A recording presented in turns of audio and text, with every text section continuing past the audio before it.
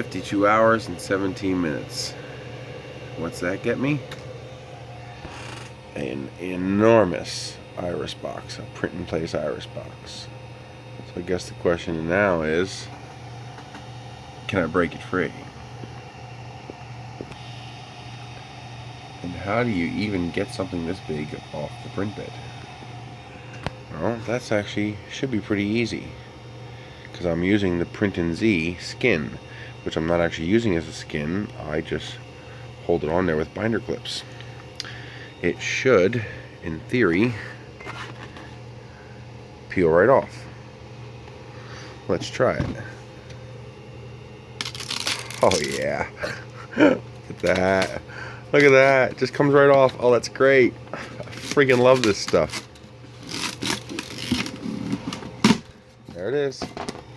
Bink. Look at that finish.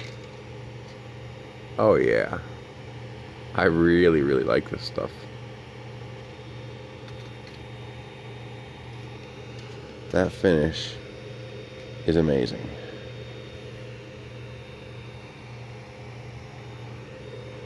Well, now comes the interesting part.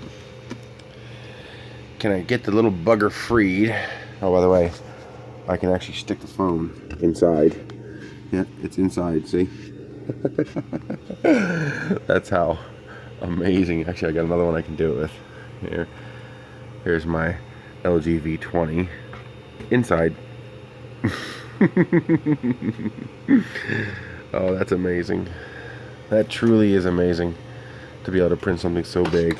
Now I just hope it works. So time to try to break it free. One thing I had not considered was that the gap for the outer ring is actually larger since I increased the size of the object.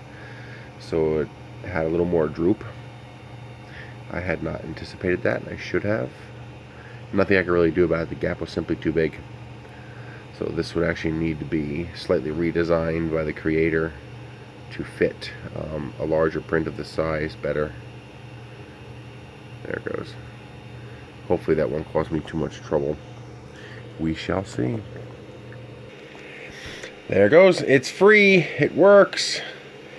This is going to be hard to demonstrate because it takes two hands to close it.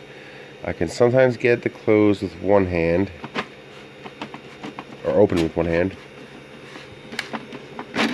There it goes. Okay.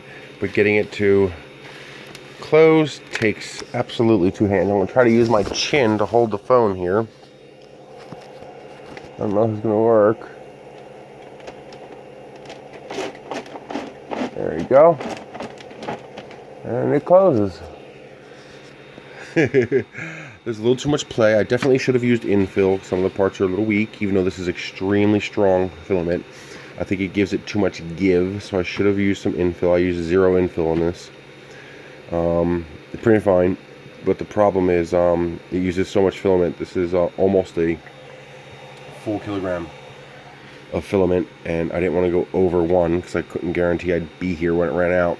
So I used 0 infill, thin things up a bit to get it under that 1 kilogram mark. But I bet you I can add that much infill and be okay.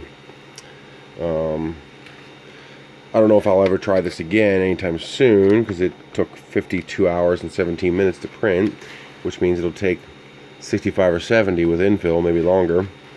But this is very, very cool. This thing is neat.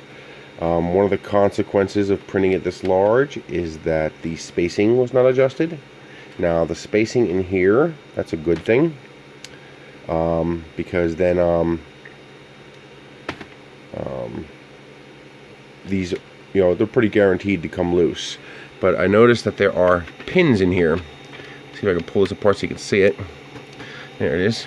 You can see that there's a pin on the inner shell that is printed, and that pin is what the leaf pivots on.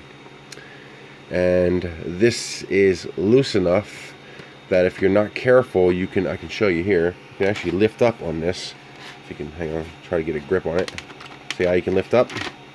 Well, this can, there it goes, here it's better. There you go. You can actually lift up enough on this to allow those leaves to pop out. And I'm going to have to go to video number